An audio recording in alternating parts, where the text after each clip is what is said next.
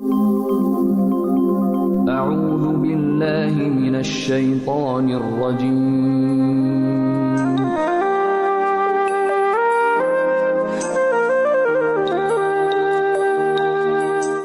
أعوذ بالله من الشيطان الرجيم بسم الله الرحمن الرحيم الحمد لله والصلاة والسلام على رسول الله. Biz sizin bilen tefsir derslerin devam etemiz. Bugün biz sizin bilen El-Humaza suresi turunda sileşiriz. Bismillahirrahmanirrahim. Veylun likulli humazatin lumazah.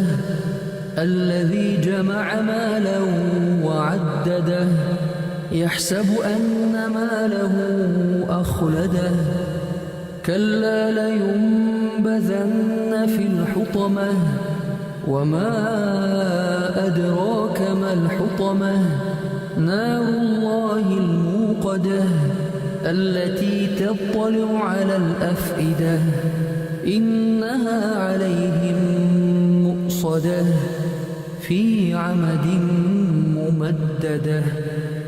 Humaza söz yırtuşu deganni anlata. Bu sure 9 ayetten tura. Ham bu sure Peygamberimiz sallallahu aleyhi ve sellemge Mekke şehrinde ine. Rabbimiz subhanahu ve taala şu sureni Akhnas bin Şarik bilen beyli itip indirdi. Yani şunday müşrik, yani Allah subhanahu ve ta'aladan yaraygan zat bula, Peygamberimiz sallallahu aleyhi ve sellem turunda söz yırtuşu, anın turunda gaybet taratuşu bula. Ham şunun turunda Allah subhanahu ve ta'ala şu sureni indirdi. Anın turunda sili bu sure dip etesikile. Ul elbette bik kişli, batır kişi bula. Ham indi Mekke halkın jeberli tirgan bula. Ham bik kupkuna vaqigalar Mekke'de anın bilen bik beyli bula. Ul alarını tübensitip, aların gayibin tabıp, şuşu gayiplerin sili tirgan bula. Daimi ravuşta söz yürtetirgan bula. Şulay yok Peygamberimiz sallallahu aleyhi ve sellemge qarata bulgan gaybetinde hamda sözü yürtüğünde devam ete. Yani Peygamberimiz sallallahu aleyhi ve sellemge qarata bulgan günahsın eşli. Sözün yürtüp anın turunda tilesen indi bulmagan sözlerini taratıp jeri. Mana şunun turunda Allah Teala şu sureni indirdi. Ham indi söz yürtüşler turunda Allah Teala özüne göre bir cevabın, ham anın işin nindi gazap kütüleşegi turunda bizge anlatıp gitti. Ham etti Allah Teala Bismillahirrahmanirrahim. Veylun likulli humazatin lumazah. Veylun degan söz ol özüne göre bir zor ma'naga ega. Yani ukinish yoki hasrat. Qaybir galimler aytalar, cehennemde şunday dala bar, vaylun dip atalgan. Mana şuşu vaylun dalası dip aytirga bola. Yoki qaygı hasrat bolsun ve halakat bolsun, kulli humazatin lumaza. Har bir söz yürtüşüge, lumaza gaybetçiga dedi.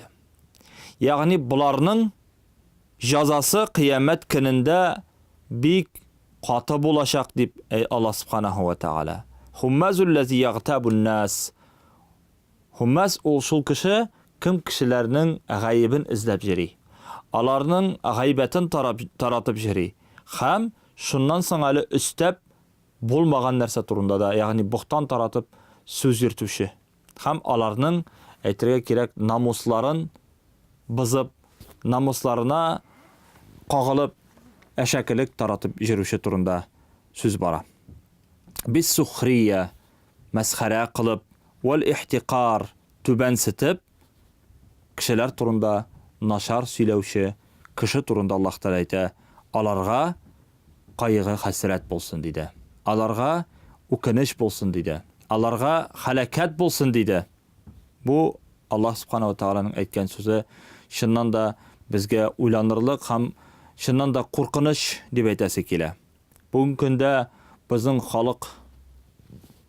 көндә безнең халыкта таратылган бигрәк тә авыл җирләкләрендә сүз йөртү, гайбәт сату бик киң таралган.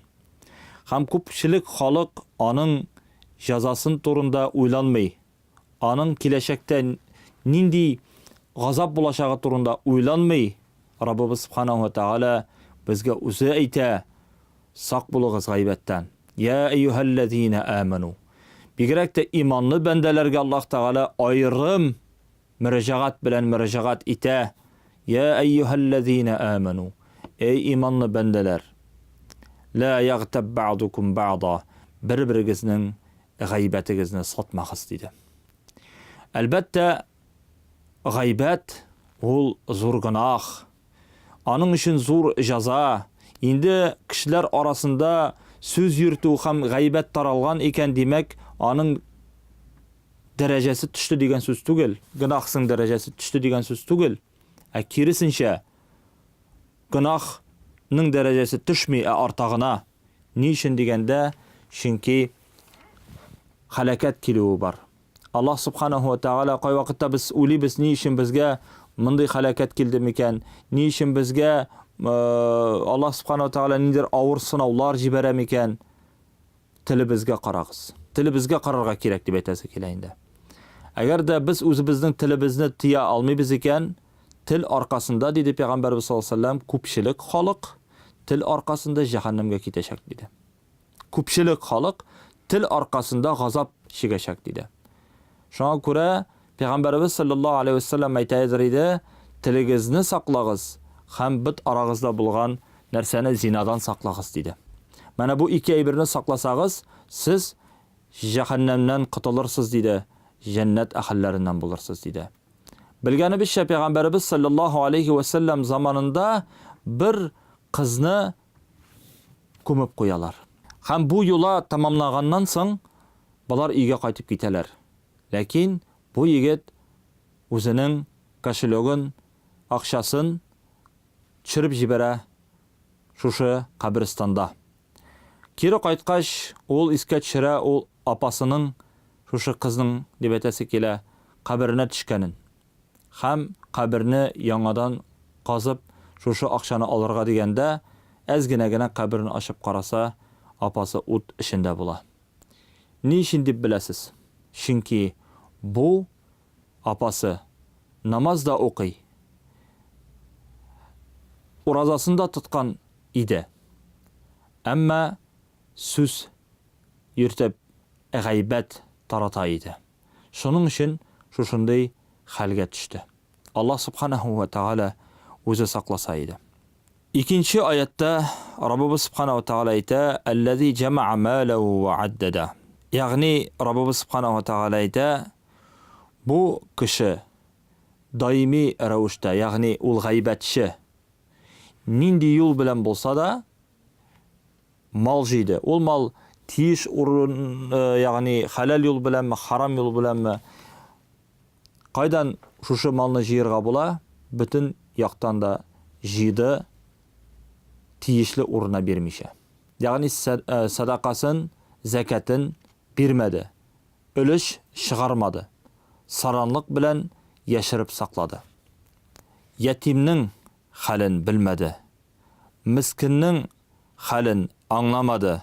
Ибн Каб әйтте, ул үзенең малы белән көннәре буе мәшгуль булды, җыйды бер җиргә һәм төннәрен рәхәтләнеп җоклады. Бу кеше ширгән мәйет сыман диде. Ягъни бу кешедән бер нинди файда юк. Чөнки ул җәмгыятькә дә булышмый, киресенчә җәмгыятькә авырлык китереп, шуннан рәхәт табып җоклый диде. Бу кеше ширгән, югалган мәйет кебек диде. Яхсабу анна малаху ахлада.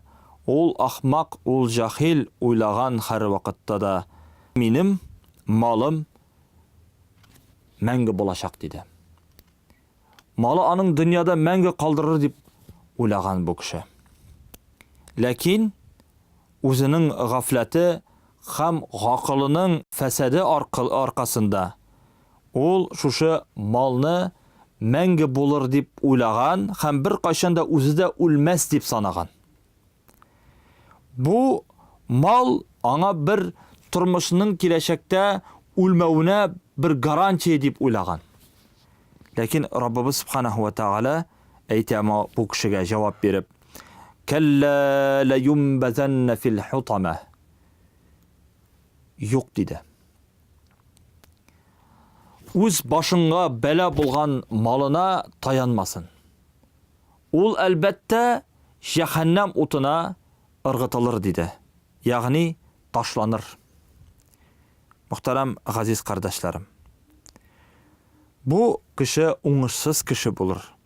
Һәм валлаһи биллаһи дип әйтәсем килә. Һич шиксез бу бәхетсез зат җәһәннәм әһленнән булыр.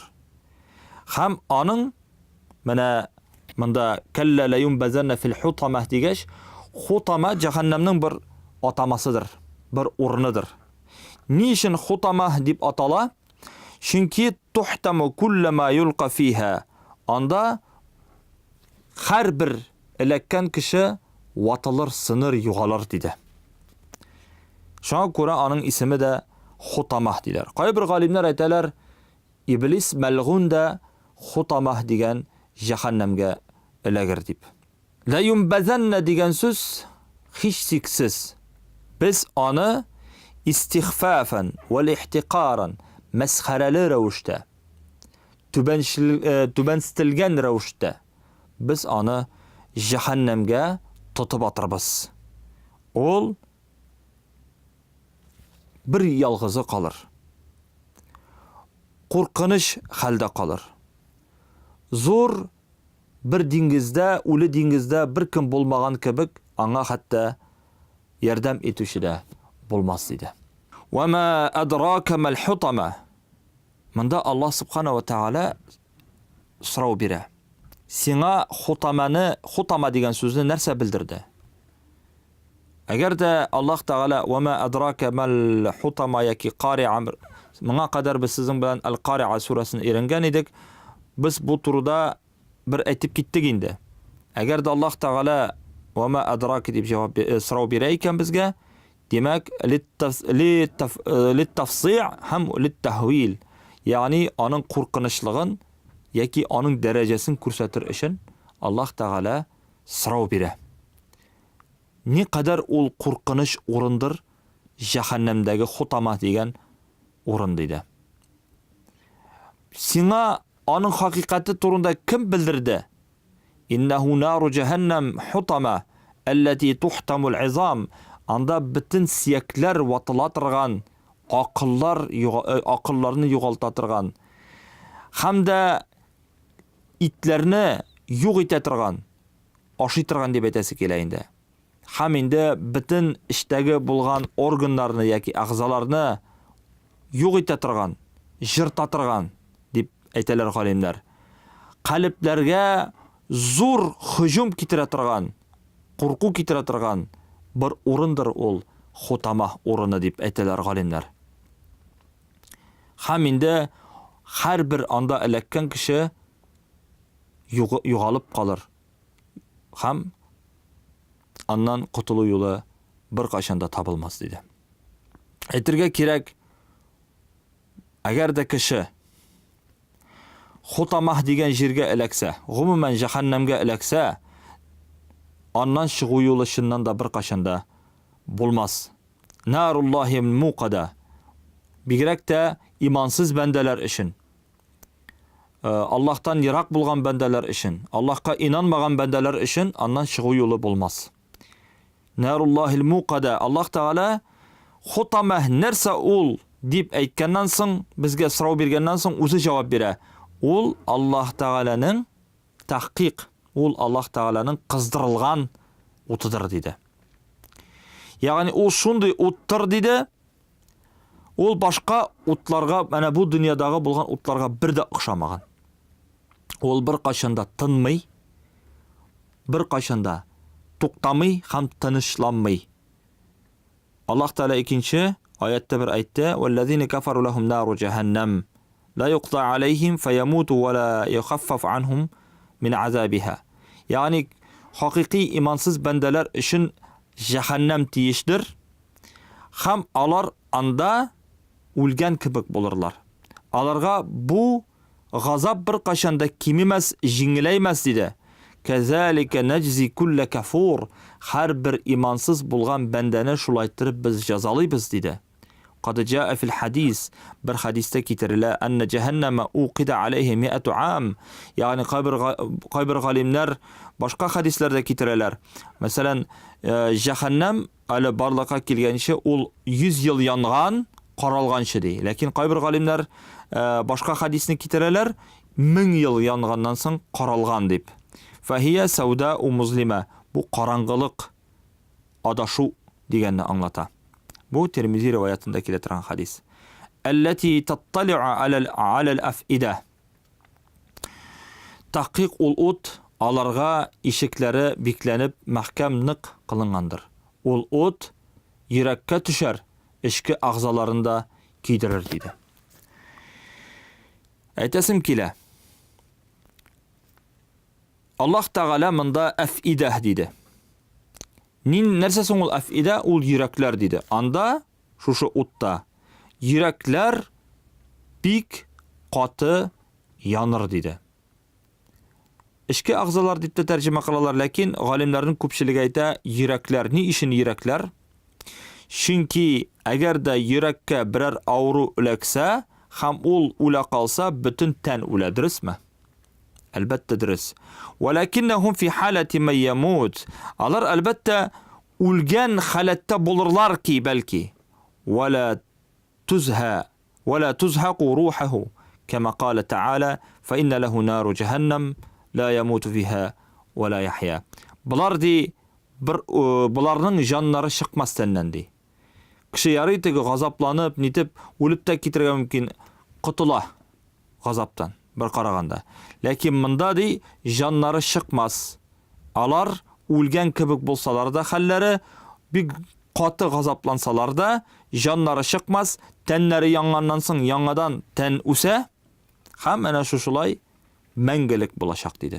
Ham alar jahannamga ilagirlar, alar bir qachanda o'lmaslar, ham yangadan tirilmaslar. Nasa deganni anglata bu? Alar o'lik suratında bulurlar. Lakin ma'naviy yog'indan alar har vaqtda da tiri bulurlar dedi. Bir qachon o'lmaslar. Innaha alayhim mu'sada fi amadin mumaddada. Alarga di mu'sada. Mu'sada degan so'z jamoat ul al-mughallaqatu alayhim. Alar qoplanırlar, alarni yopirlar. Alarning eshiklarini yopirlar. Alarga Allah Taala'nın hükmü tiyiş bulur deganni anglata. Lakin dürüstlükte aytganda jahannamning eshiklari yopilir. La yadkhulu ilayhim ruh va la rayhan. Alarga birindi jilda kirmay, birindi tamli ista kirmay. Ham birindi qutuluş arasında bulmayacak alar için. Fi amadin mumaddada. Yani bu bağanalar nesini anlatar? Şu bağanalarga alar, şu bağanalarga alarning qo'llarin ham oyoqlarin beylab qo'ydilar, nıq etib. Ham mo'yinlarında alarning beyli bo'lurlar. Alar hatta harakatda qila olmaslar. Fasawfa ya'lamun. Alar albatta onu bilirler diye Allah subhanahu wa ta'ala. Hiç şüphesiz. Ol kunni diye Allah subhanahu wa ta'ala alarni fil izil aghlalu fi a'naqihim was salasil. Yani mana şu bağanalarga tirkab alarni shilbirlar bilan eylendirib, mo'yinlarin, qo'llarin ham shuni tartırlar bir qatdı diye gazaplarlar. Fil hamim qızdırılgan cehennemde sümme fin nari yuscarun. ham shunda alарны кыздырып торачаклар. Аллаһ субханаһу ва тааля үзе шушы jahannam utlaridan bizni saqlasin. Bu jamoat so'z yurtuvchilar turida so'z bora. G'aybat siylashlar turida so'z bora. Ashakkilik qiluvchilar turida so'z bora. Musulmonlarga og'irlik keltirgan kishilar turida so'z bora. Bu bit endi Payg'ambar sollallohu alayhi vasallamga og'irlik keltirgan Al-Akhnas bin Shariq turida so'z ketdi bit endi. Lekin Alloh taolo shunga ko'ra Al-Hujurat surasida musulmonlarni ayrim tiygan g'aybatdan so'z yurtuvdan. Ham endi ayuhibbu ahadakum ayakula lahma akhihi maytan fakarihtumu ham aytdi, alla siz birarigiz yaratir idingizmi? O'zingizning bir tug'an obiyingizning itin mayit kelish asharga. Albatta yaratmassiz deydi Alloh subhanahu va taolo. Nishik biz shundan so'ng g'aybat taratirga yoki g'aybat siylarga o'z-o'zimizga juriyat etirga teyish. Bu bit vahşi amal. Alloh taolo aytdi, mana shushi obiyingizning itin mayit kelish ashov nishik haram ham vahşi bo'lgan kibik g'aybat ham so'z yurtuvda vahşi amal. Mingdan yiroq bo'lirga kerak. Buning g'azobi bek qo'rqinish. Bu Qur'on oyatlari ham sizin bilan shu Qur'on tafsirin qarab ketdik. Alloh taolo shu siylaganlar bilan azgina bo'lsa da amal qilirga yazsin. So'z yurtuvlardan, g'aybatlardan yiroq qilsin. Qiyomat kunida Payg'ambar sollallohu alayhi vasallamdan so'radilar, bankrotga kim tusha bilasizmi deb Payg'ambar sollallohu alayhi vasallam so'radi o'zi sahobalaridan. Alloh va rasuluhu a'lam. Alloh hamaning rasuli biluvchiroq. Qaybir sahobalar aytdilar, "Ey yurtini yo'qoltuvchi, aqshasini yo'qoltuvchi, ya narsa yo'q" deb Payg'ambar sollallohu alayhi vasallam. Qiyomat kunida ular kelirlar tav qadar savoblari, ajrlari bilan, namozlari bilan, zakatlari bilan, lekin kimnidir g'aybatini sotganlar, kimnidir so'zini yirtganlar. Mana shu kishilar kelib aytirlar, mana u bizning g'aybatimizni sotgan deb, u bizning so'zimizni yirtdi deb, bizning turunda kerakmagan bo'xtonni siyladi, ya'ni yaloyoqdi bizga deb. Alloh taolo aytar ekan, birigiz bu kishilarga bütün savoblarini, bütün namozlarini birigiz deb. Ham bu kishi namozsiz, savobsiz qolashaq qiyomat kunida. Mana bu shin bankrot bo'lashaq. Bir so'z yirtgan uchun, bir bo'xton taratgan uchun, bir g'aybat sotgan uchun. Alloh taolo o'zi saqlasin dedi. Tilimizni de saqlarga tirishib jamoat. Chunki shundan da qiyomat kunida tilimiz uchun bek zo'r javob berasi bo'lashaq. Va quli qawli hada va astaghfirullah li va lakum tastaghfiruhu innahu al-ghafurur rahim. والسميع الدعاء. السلام عليكم ورحمة الله وبركاته.